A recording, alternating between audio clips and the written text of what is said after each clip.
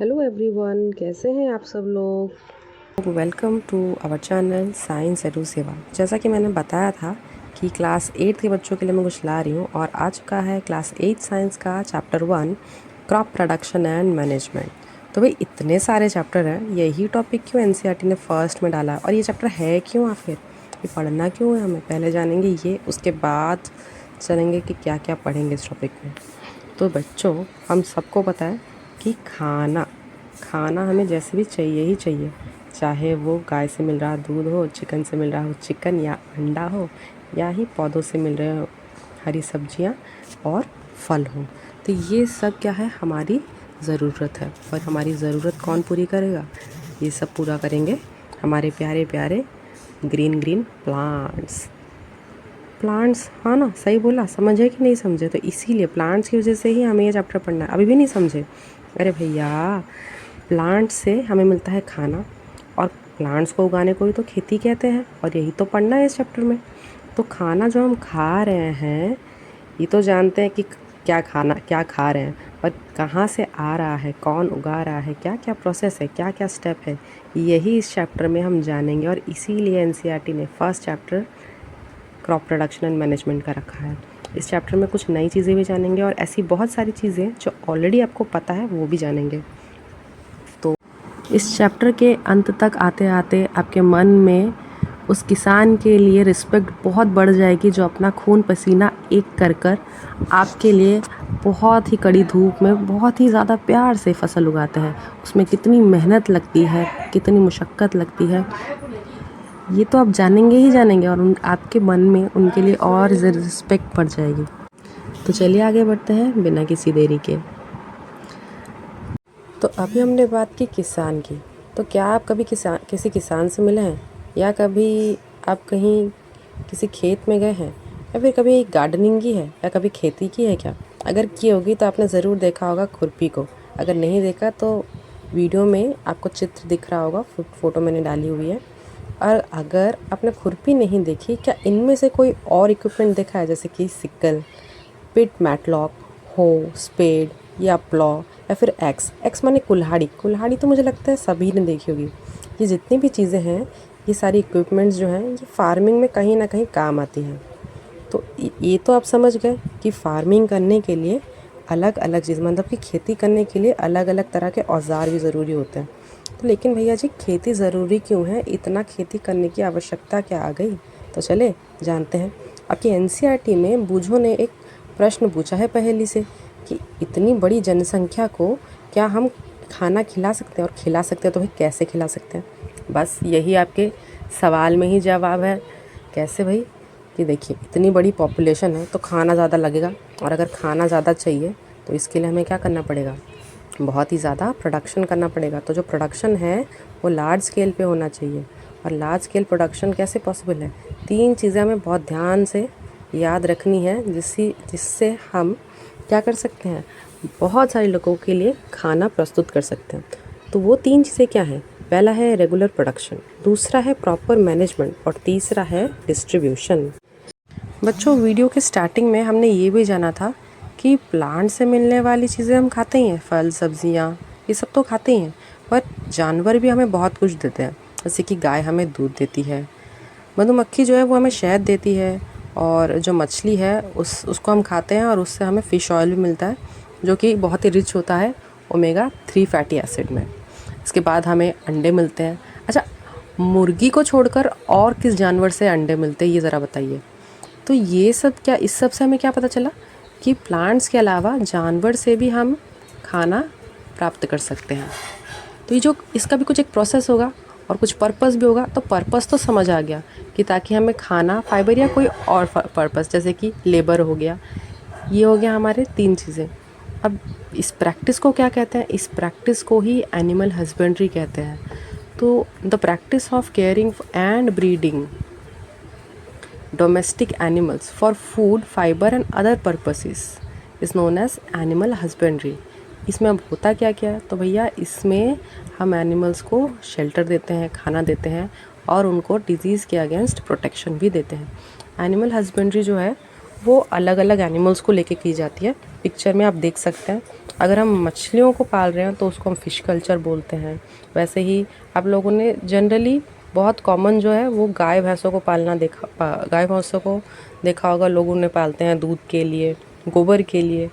तो मैं आशा करती हूँ कि एनिमल हस्बेंड्री का जो टॉपिक है वो आपके लिए क्लियर हो गया होगा। चलिए चलते हैं नेक्स्ट टॉपिक की तरफ। तो क्रॉप या फसल, इसका मतलब क्या होता है? तो plants of the same kind which are grown and cultivated at one place on a large scale are known as crop. मतलब कि एक ही प्रकार के पौधे को अगर हम एक बड़ी जगह पे एक लार्ज स्केल पे उगाएं, उसी को हम क्या बोलते हैं? फसल या क्रॉप कहते हैं। तो क्या सभी जगह पे एक ही जैसी फसल उगाई जाती है? और क्या एक ही फसल पूरे समय हम उगा सकते हैं? नहीं। ऐसा क्यों? Because of the diverse area, temperature differences. अभी कहीं बहुत गर्मी, कहीं बहुत ठंडी, ऐसा मौसम रहता है। उसके बाद डिफरेंट सीजन्स, कभी समर सीज़न, कभी रेनी सीज़न, कभी विंटर सीज़न। और उसके बाद टाइप्स ऑफ सॉइल भी इस चीज़ को निर्धारित करते हैं कि कौन सी फसल कहाँ उगेगी। और भी बहुत सारी चीज़ें हैं, पर इन सब को आधार करके मुख्यतः दो टाइप के क्रॉप हम देखेंगे। बेसिकली सीजन्स के आधार पर दो टाइप्स के क्रॉप होते हैं। एक होता है राबी क्रॉप और एक और होता है खारिफ क्रॉप। तो राबी क्रॉप और खारिफ क्रॉप में मुख्य डिफरेंस क्या है, ये चलिए देखते हैं। तो राबी क्रॉप जो है वो विंटर सीजन में उगाई जाती है, वहीं जो खारिफ क्रॉप्स हैं वो उगती हैं रेनी सीजन में, मतलब कि जून से सितंबर के महीने में। और राबी क्रॉप्स अक्टूबर से मार्च तक। और राबी क्रॉप्स के उदाहरण क्या हैं? वीट, पीस, ग्राम, मस्टर्ड, ये सब जो है ये सर्दियों के दिनों में उगाई जाती हैं। और खारिफ क्रॉप्स जैसे कि राइस, ग्राउंडनट, रागी, सोयाबीन, ये सब जो है रेनी सीजन में उगाए जाते हैं। अब बूझो ने एक और क्वेश्चन पूछा है एनसीईआरटी में। आपके बूझो ने पूछा है कि क्या हम राइस को सर्दियों में उगा सकते हैं? क्या होगा आंसर? बिल्कुल नहीं, नहीं उगा सकते। क्यों नहीं उगा सकते? सिंपल सा आंसर है इसका, क्योंकि राइस जो है वो क्या है? एक खारिफ क्रॉप है, मतलब कि उसको चाहिए बहुत सारा पानी। और बहुत सारा पानी कब मिलेगा? रेनी सीजन में, जब बहुत सारा बारिश होगी। चलिए नेक्स्ट बहुत इम्पॉर्टेंट टॉपिक है हमारा, उसकी तरफ बढ़ते हैं। अब ये तो जान लिया कि फसल क्या होती है, ये भी समझ गया कि किसान जो है वो खेती करके फसल को उगाता है। पर इसमें भी तो कुछ स्टेप्स होंगी ना। तो जो स्टेप्स हैं जो कि किसान फॉलो करता है, उन्हीं स्टेप्स को हम बोलते हैं एग्रीकल्चरल प्रैक्टिसेस। तो एग्रीकल्चर प्रैक्टिसेस जो हैं वो, उसमें मेन जो है वो 7 स्टेप्स होते हैं, जिसमें कि पहला स्टेप जो है वो है प्रिपरेशन ऑफ सॉइल। उसके बाद आता है सोइंग, जिसमें कि हम सीड को ज़मीन में सो करते हैं। उसके बाद उसमें मैन्योर और फर्टिलाइज़र्स को ऐड किया जाता है। फिर होती है इरिगेशन, यानी कि सिंचाई। फिर हम करते हैं वीडिंग, यानी कि अनवांटेड वीड्स को रिमूव। उसके बाद आता है हार्वेस्टिंग। हार्वेस्टिंग के बाद हम थ्रेशिंग करके स्टोरेज करते हैं। तो यही है जो पूरा प्रोसेस, जो कि हम आगे की वीडियो में पढ़ने वाले हैं, और ये बहुत ही आसान है। चलिए आगे बढ़ते हैं। The first step is the preparation of the soil. It is one of the most important tasks in agriculture, as it loosens the soil, and loosening the soil allows the roots of the plants to penetrate deep into the soil. जिसके से क्या होता है, जो roots है वो आसानी से क्या कर सकती हैं? ब्रीथ कर सकती हैं। सो इससे एक क्वेश्चन माइंड में राइज हो रहा होगा कि why does loosening of soil allow the roots to breathe easily? क्योंकि सॉइल जब लूज़ हो जाती है तो वो हेल्प करती है अर्थवर्म और माइक्रोब्स के ग्रोथ में, जो कि सॉइल में ऑलरेडी प्रेजेंट होते हैं। और ये तो क्या है? फार्मर के दोस्त हैं। हमें पता है कि अर्थवर्म जो है वो फार्मर का फ्रेंड है। क्योंकि ये सॉइल को आगे और लूजन करता है और इसमें ह्यूमस की मात्रा को बढ़ाता है। इसमें एक और डाउट आया होगा मन में कि जो लूजनिंग और टर्निंग ऑफ सॉइल है, इसका कुछ नाम भी तो होगा। तो yes, the process of loosening and turning of the soil is called as tilling और प्लोइंग। और ये बहुत मुश्किल प्रोसेस। बिल्कुल, प्लोइंग का मतलब समझे, मतलब जो लूज करने की और टर्निंग की प्रक्रिया है सॉइल की, उसी को हम क्या बोलते हैं? प्लोइंग। ये जो प्रोसेस है ये बहुत ही इम्पॉर्टेंट है।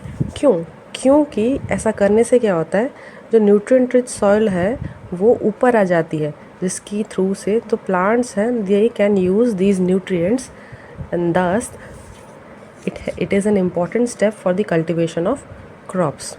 तो प्लॉइंग से एक और चीज़ क्या होती है, मिट्टी तो ऊपर नीचे होती ही है, और एक और चीज़ होती है कि कभी कभार क्या होता है, बड़े बड़े मिट्टी के क्लम्स होते हैं जिनको हम क्रम्स बोलते हैं। ये क्रम्स हमें आसानी से तोड़ सकते हैं प्लॉइंग के थ्रू।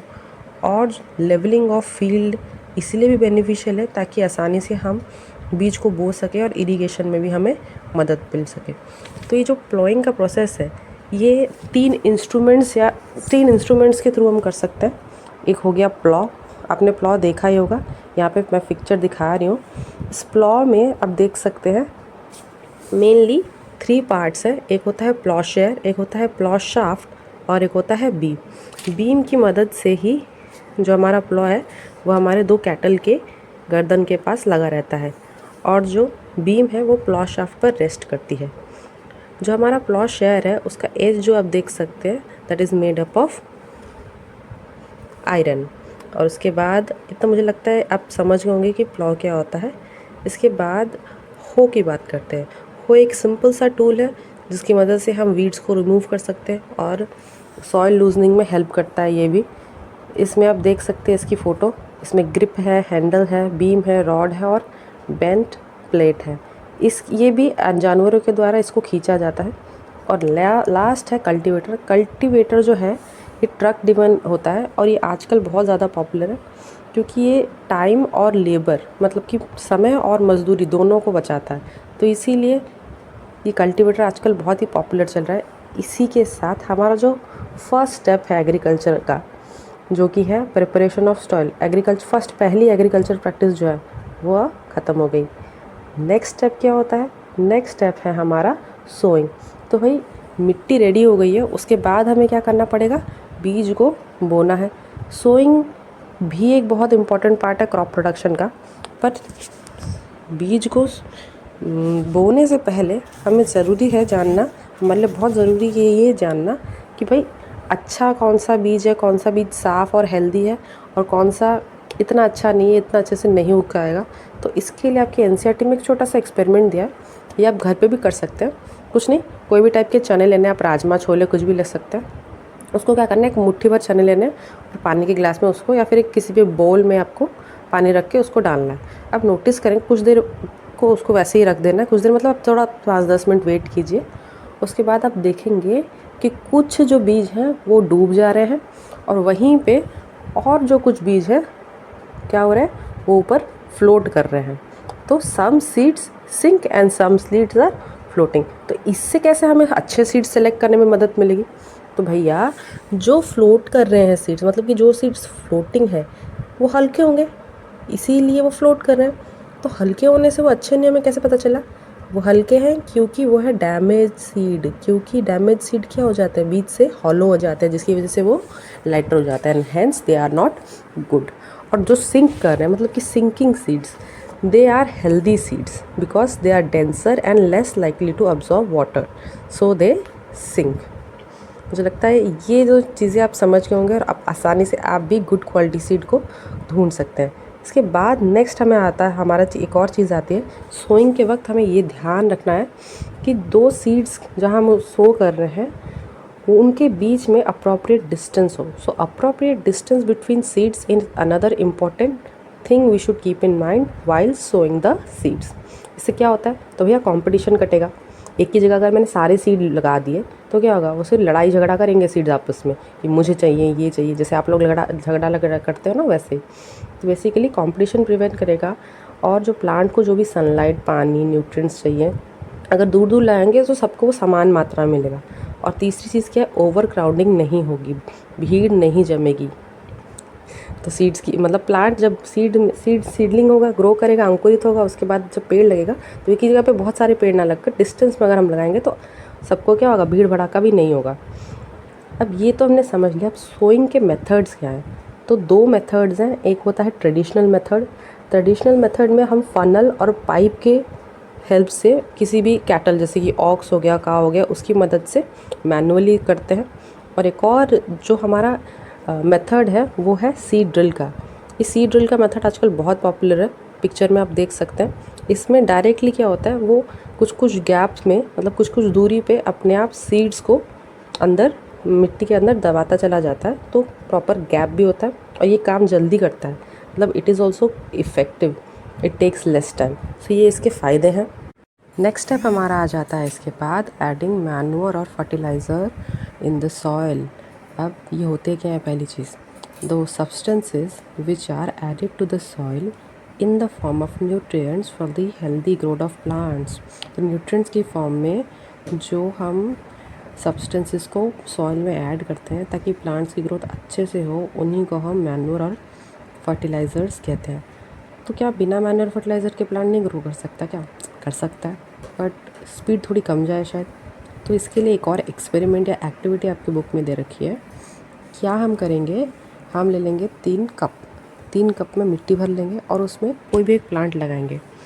इजी के लिए आई विल सजेस्ट कि आप सरसों का बीज ले लें और सरसों का प्लांट उगाएं। वो इजी टू ग्रो होता है, जल्दी उग जाता है। तो क्या करेंगे, सरसों का एक एक दाना या फिर कुछ दाने हम हर बीकर में, हर जो अपने अपने कप लिए है उस कप में डालेंगे मिट्टी में। उसके बाद कप को नाम दे देंगे A, B और C। पहले कप में क्या करेंगे, थोड़ा सा मैन्योर डाल देंगे, दूसरे कप में फर्टिलाइज़र डाल देंगे और तीसरे कप में कुछ नहीं डालेंगे। इसके बाद जब आप देखेंगे, धीरे धीरे नोटिस करेंगे, तब देखेंगे कि जो ग्रोथ है मैन्योर फर्टिलाइज़र वाले, जो जिस स्पॉट में, जिस ग्लास में हमने मैन्योर और फर्टिलाइज़र डाला है, उसमें ग्रोथ जो है वो ज़्यादा तेज़ी से हुई जिसमें नहीं डाला था, कंपैरिजन उस कप के। तो A और B कप के जो पौधे हैं वो ज़्यादा रेट से ग्रो करेंगे compare to plant of pot C। तो इससे हमें क्या पता चलता है कि जो फर्टिलाइज़र और मैन्योर है उनमें क्या है, न्यूट्रिएंट्स की मात्रा थोड़ा ज़्यादा होती है, जिससे कि प्लांट्स की ग्रोथ और ज़्यादा हेल्दी होती है।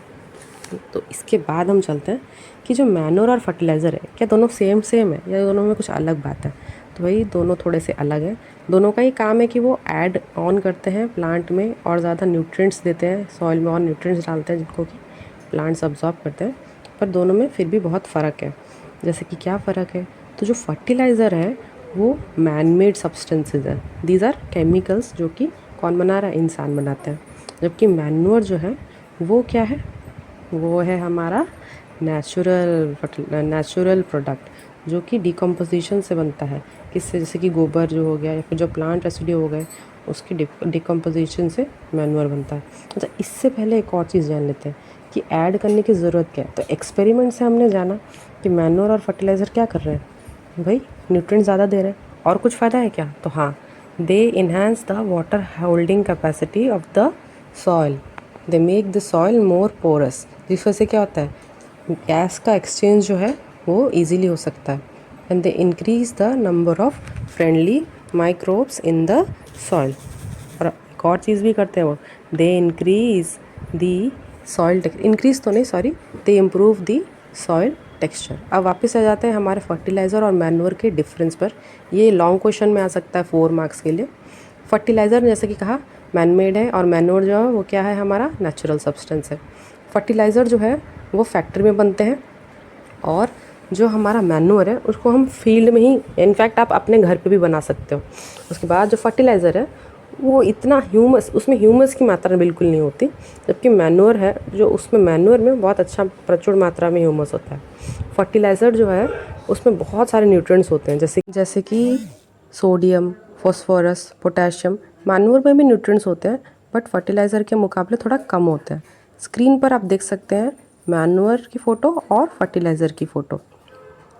उसके बाद एक और टॉपिक है हमारा जिसे हम कहते हैं क्रॉप रोटेशन। क्रॉप रोटेशन आखिर क्या होता है?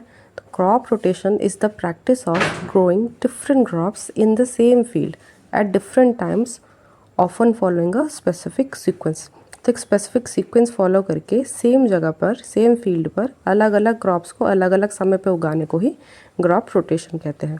तो नेक्स्ट चीज़ होगी सिंचाई या फिर इरिगेशन। इरिगेशन का मतलब क्या होता है?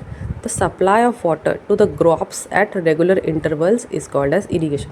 एक ही दिन में पूरे साल भर का पानी नहीं देना और ना ही एक दिन देकर पूरा भूल जाना है कि नहीं भाई एक दिन तो दे दिया। तो हमें रेगुलर इंटरवल्स पर इरिगेशन मतलब कि पानी देना है क्रॉप्स को। और ये जो इरिगेशन का प्रोसेस है ये मिट्टी के हिसाब से और आपके पौधे के हिसाब से बदलता रहेगा। ऑलरेडी मान लीजिए बारिश का मौसम है तो बारिश के मौसम में इतना पानी देने की ज़रूरत नहीं है, पर गर्मी के मौसम में थोड़ा ज़्यादा पानी देना पड़ेगा पौधों को।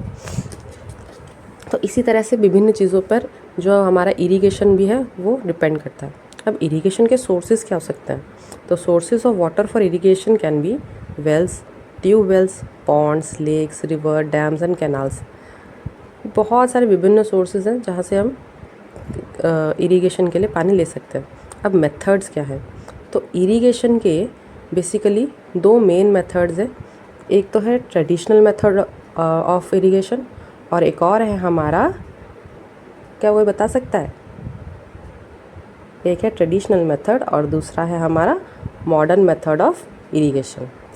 तो ट्रेडिशनल मेथड में मोस्टली क्या होता है, इसमें कैटल या फिर human labour is used and this is cheaper but it is less efficient. अब इसमें होता क्या है, आइदर वाटर जो कि वेल, लेक्स या कैनाल्स में है उसको यूज़ करके उसको अलग अलग मेथड से लिफ्ट कर कर डिफरेंट रीजन्स में लेकर जाते हैं खेतों तक। इसमें आपकी बुक में 4 मेथड्स दे रखे हैं, आप फ़ोटोज़ देख सकते हैं। पहला है मोट जिसको पुली सिस्टम कहते हैं, और दूसरा है चेन पंप, तीसरा है ढेकली और चौथा है राहत। राहत को लिवर सिस्टम भी कहते हैं। ये जो चारों हैं ये आपको 2 मार्क्स के लिए पूछा जा सकता है कि ट्रेडिशनल मेथड्स ऑफ इरिगेशन के नाम लिखिए, या फिर पुली सिस्टम किससे कहा जाता है, तो मोट को ही पुली सिस्टम कहा जाता है। लिवर सिस्टम किसको कहा जाता है, तो राहत को ही लिवर सिस्टम कहा जाता है। अच्छा, ये जो वाटर लिफ्टिंग के मेथड्स हैं, मतलब ये जो चारों मेथड्स हैं जिसमें कि वाटर लिफ्ट किया जाता है वो किसके थ्रू किया जाता है, तो आइदर डीजल, बायोगैस, इलेक्ट्रिसिटी या फिर सोलर एनर्जी यूज़ की जाती है ताकि पंप्स से हम पानी को निकाल सकें। अब चलते हैं मॉडर्न मेथड्स ऑफ इरिगेशन की तरफ। तो 2 मेथड्स हम पढ़ेंगे मॉडर्न मेथड्स में। पहला है स्प्रिंकलर सिस्टम, दूसरा है ड्रिप सिस्टम। ये जो मेथड है ये दोनों ही वाटर को इकोनॉमिकली यूज़ करने के लिए हमें हेल्प करते हैं। स्प्रिंकलर मेथड में क्या होता है, रोटेटिंग नोजल्स होती है। आपने देखा होगा बारिश होती है तो कैसे पानी हमारे ऊपर बूंद बूंद गिरता है, वैसे ही स्प्रिंकलर सिस्टम होता है। स्प्रिंकलर सिस्टम में ये आपने, मुझे लगता है कभी ना कभी पार्क में कहीं देखा होगा, छोटे छोटे पाइप्स के थ्रू जिसमें कि रोटेटिंग नोजल्स लगे होते हैं ऊपर टॉप पे, परपेंडिकुलर पाइप्स यूज़ की जाती है। उसमें से क्या होता है, पानी को छोड़ा जाता है जिससे कि बारिश होने जैसा ऐसा लगता है कि जैसे बारिश हो रहा है। तो जो पानी है it gets sprinkled on the crops as if it is raining. Sprinkler जो है वो लॉन्स में, कॉफ़ी प्लांटेशन में और अलग अलग क्रॉप्स में बहुत ही ज़्यादा उपकारी होता है। इसके बाद ये जो है sprinkler system, it is more useful on the uneven land जहाँ की पानी जो है इतना सफिशिएंटली नहीं मिलता। तो नेक्स्ट चलते हैं, यहाँ पे फ़ोटो भी देख सकते हैं आप। नेक्स्ट चलते हैं ड्रिप इरिगेशन। जैसे कि नाम से ही पता चल रहा है ड्रिप इरिगेशन।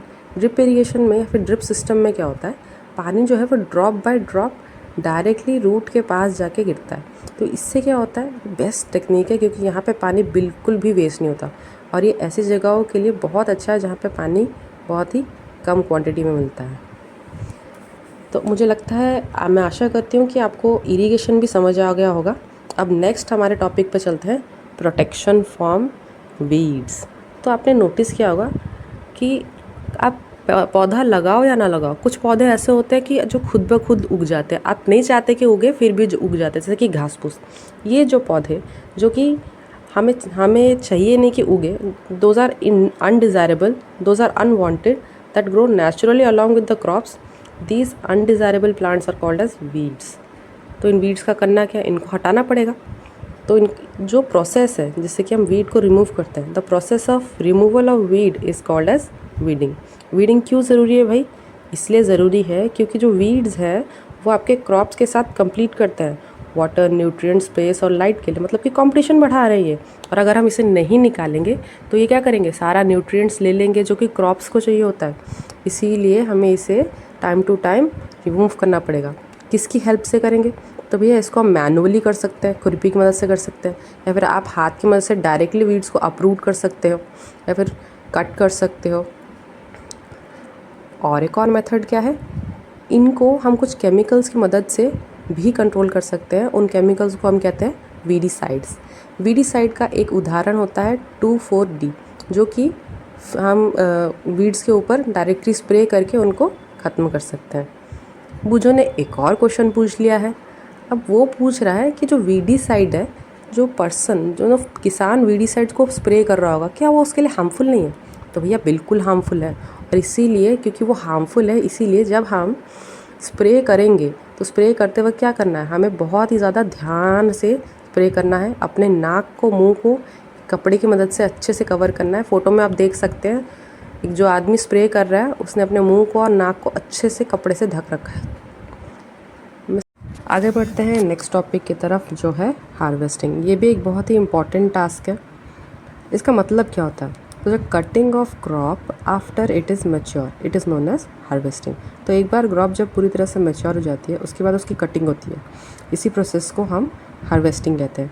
इसको अलग वे से कर सकते हैं, जैसे कि डायरेक्टली क्रॉप्स को खींच कर निकाल दिया, या फिर उनको काटना। काटेंगे कैसे, तो मशीन की मदद से काट सकते हैं, या फिर अगर हाथ से कर रहे हैं तो सिक्कल की मदद से भी हम उसे काट सकते हैं। इंडिया में जनरली सिक्कल बहुत ही ज़्यादा यूज़ होता है।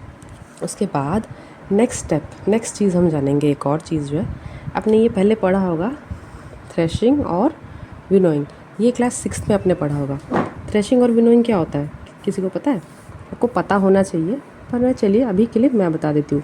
Threshing involves separating grains from the stocks, while winnowing removes the lighter chaff from the grain while often using wind। तो विंड की मदद से ग्रेन से चाफ को अलग करने के प्रोसेस को विनोइंग कहते हैं, और थ्रेशिंग की मदद से हम ग्रेन से क्या अलग करते हैं, स्टॉक्स को अलग करते हैं। ये चीज़ याद रखना, थ्रेशिंग और विनोइंग में डिफरेंस, क्योंकि ऑलरेडी 6 में पढ़ा है। उसके बाद एक और वर्ड आपका, एक बुक में एक फ़ोटो दे रखी है कंबाइन करके, आप स्क्रीन पे भी फ़ोटो देख पाएंगे। कंबाइन क्या होता है, तो कंबाइन एक ऐसी मशीन है जो कि 2 लोगों का काम करती है। 2 लोगों का तो काम नहीं करती, मतलब दो काम एक साथ करती है। जैसे कि हार्वेस्टर का काम भी करती है और थ्रेशर का काम भी करती है। मतलब यहाँ पे क्रॉप को हार्वेस्ट किया और यहाँ पे थ्रेशिंग का प्रोसेस भी कंप्लीट कर दिया। 2 प्रोसेस एक साथ कंबाइन करके करती है, इसलिए इसका नाम है कंबाइन मशीन। मुझे लगता है ये समझ आ गया होगा आपको, ज़्यादा मुश्किल भी नहीं था। इंडिया में हार्वेस्टिंग बहुत ही इम्पोर्टेंट है। जब हम क्रॉप्स को हार्वेस्ट करते हैं तो बहुत सारी जगहों पे अलग अलग प्रकार के फेस्टिवल सेलिब्रेट किए जाते हैं। जैसे में उड़ीसा में नौखाई फेस्टिवल मनाया जाता है, या फिर नुआखाई फेस्टिवल मनाया जाता है। हम आसाम में बिहू मनाते हैं, पंजाब में बैसाखी और लोहड़ी मनाते हैं। अलग अलग राज्यों में अलग अलग नाम से इसे जाना जाता है। जैसे कि मकर संक्रांति पूरे भारतवर्ष में मनाया जाता है। तो हार्वेस्टिंग जो है वो एक किसान के लिए किसी पर्व से कम नहीं है, और इसीलिए किसान और अन्य लोग भी इसे पर्व की तरह ही मनाते हैं, एक फेस्टिवल की तरह ही सेलिब्रेट करते हैं। इसी के साथ हमारा हार्वेस्टिंग का टॉपिक भी ख़त्म हुआ। अब इस चैप्टर का लास्ट टॉपिक जो कि है स्टोरेज। भैया हमने फर्स्ट में क्या करी, मिट्टी को प्रिपेयर कर लिया, सॉइल प्रिपरेशन हमारा ख़त्म हुआ। सॉइल प्रिपरेशन के बाद हमने क्या किया, सीड को बो दिया, यानी कि सोइंग कंप्लीट की। सोइंग के बाद हमने मैन्योर और फर्टिलाइज़र को डाला। उसके बाद हमने क्या किया, इरिगेशन की। उसके बाद जो अनवांटेड प्लांट्स है, यानी कि जो वीड्स हैं, उनको हमने रिमूव किया। उसके बाद हमने की हार्वेस्टिंग। अब हार्वेस्टिंग के बाद जो हमने, हमारी जो खेती है जिसको हमने हार्वेस्ट किया है, उसको क्या करना है, हमें स्टोर करना है। तो स्टोरेज के लिए अलग अलग चीज़ें अलग अलग लोग व्यवहार करते हैं। जैसे कि अगर बहुत बड़ी क्वांटिटी में, जैसे कि फैक्ट्रीज़ वगैरह में रखना हो तो कैसे रखेंगे, तो जनरली लार्ज कंटेनर्स, जैसे कि स्क्रीन पे आपको फ़ोटो दिख रहा होगा, जिनको कि हम सीलोज़ कहते हैं, उनमें ग्रेन्स को स्टोर किया जाता है, ग्रेनरीज़ में स्टोर किया जाता है। उसके बाद और हमें घर में रखना होता है, घर में आपने देखा होगा कि मम्मी ने चावल में सूखी नीम की पत्तियाँ डाली हुई हैं। मेरी मम्मी तो भाई लौंग भी डालती हैं। इससे क्या होता है, कीड़े नहीं लगते। प्रॉपर स्टोरेज ज़रूरी क्यों है, केमिकल ट्रीटमेंट चाहे नीम की पत्तियाँ यूज़ कर रहे हो, चाहे हम सीलोज़ या ग्रैनरीज़ में उसको स्टोर कर रहे हो, स्टोरेज की ज़रूरत क्या है। तो भाई देखिए, स्टोरेज इसीलिए अच्छे से करना पड़ेगा ताकि कोई कीड़े मकोड़े या फिर माइक्रो ऑर्गेनिज्म उस खाने को या फिर जो फसल हमने काटी है उसको ख़राब ना कर दे। इसीलिए जो स्टोरेज का प्रोसेस है बड़ा ही क्रूशियल प्रोसेस है। अगर स्टोरेज में कोई गड़बड़ हो गई तो भैया पूरी की पूरी हमारी जो मेहनत, जो इतनी सारी मेहनत हमने की है, जो किसान ने की है, वो सारा का सारा वेस्ट हो जाएगा। इसलिए स्टोरेज एक बहुत ही महत्वपूर्ण स्टेप है। ये लास्ट स्टेप है पर बहुत ज़्यादा इम्पोर्टेंस है इसकी। और एक और चीज़, ऐसी जो क्रॉप्स हैं जैसे कि गेहूँ वगैरह, इसको हमें स्टोर करने से पहले अच्छे से सुखा देना चाहिए। सुखाने से क्या होगा, जितना भी मॉइस्चर कंटेंट है वो सारा का सारा ख़त्म हो जाएगा। मॉइस्चर कंटेंट अगर ख़त्म हो जाएगा तो क्या फ़ायदा है, तो कोई भी माइक्रो ऑर्गेनिज्म जैसे कि फंगी, बैक्टीरिया, ये सब हमारा जो क्रॉप्स है उसको ख़राब नहीं कर पाएगा। तो इसी के साथ ये चैप्टर होता है ख़त्म। अगर आपको कोई भी डाउट हो तो आप कमेंट सेक्शन में पूछ सकते हैं। और ये थोड़ा नया टाइप का मैंने वीडियो बनाने का ट्राई किया है, इसलिए बहुत ज़्यादा थोड़ा नर्वस भी हूँ और थोड़ा गड़बड़ में भी बीच में हुआ होगा, थोड़ा वॉइस में इश्यूज़ और बाकी सारी चीज़ें। प्लीज़ उसके साथ थोड़ा एडजस्ट कीजिए। समय के साथ मैं ट्राई करूँगी कि ऐसी प्रॉब्लम्स ना हो। और अगर आपको वीडियो अच्छा लगा हो तो like, subscribe and share. Thank you so much. मिलते हैं अगले वीडियो में।